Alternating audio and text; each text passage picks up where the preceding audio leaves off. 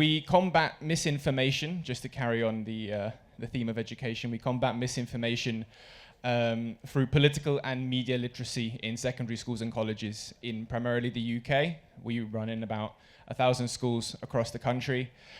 And I had an interesting example of misinformation just before I came to the conference. I told some people in the UK that I was bringing my family along with me, and they thought I was insane. You know, there's this perception that some people have that, you know, Africa's dangerous, Africa's this, Africa's that, and of course when you come to Botswana you realize that none of that's true. And you realize often that actually the opposite is true. And it just shows that misinformation is a global problem.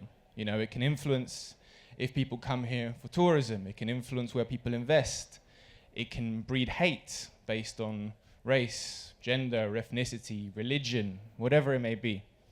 It's a global issue that none of us are immune to, unfortunately. You see it in how it can destabilize democracies, push forward extremist regimes. And within my organization, one of the theories of change that we have is that if you teach people, young people, especially the ones at risk of radicalization, that their democracy is something that they can engage with, that how their democracy functions, and you give them the knowledge to critically analyze the information we receive, then people can make better informed decisions, both as consumers and, of course, citizens.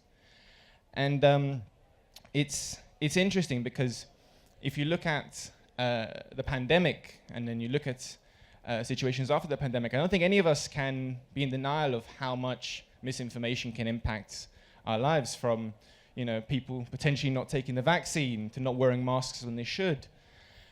And also how much politics impacts our lives, you know, with policy decisions around wearing masks, for example, in certain places, even if it may seem uncomfortable, actually doing it for the benefit of others is really, really important. So the way we deliver it in schools is for a variety of sessions. We do it online and offline.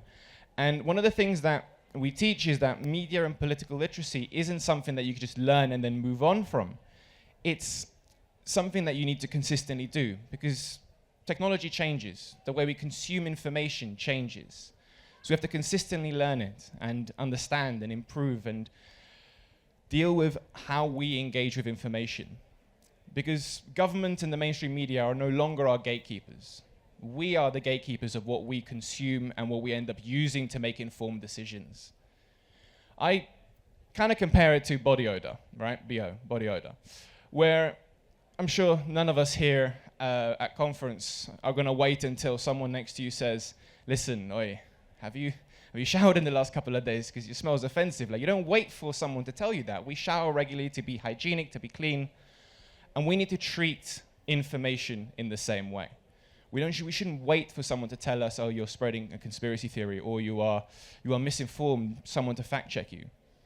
We should take responsibility for the information that we gain and receive. But to do that, we need to have this in schools. We need to ensure that all people are given the ability to critically analyze the information that we receive, and that needs to start in schools. Thank you so much for listening, and hope you have an amazing rest of the day.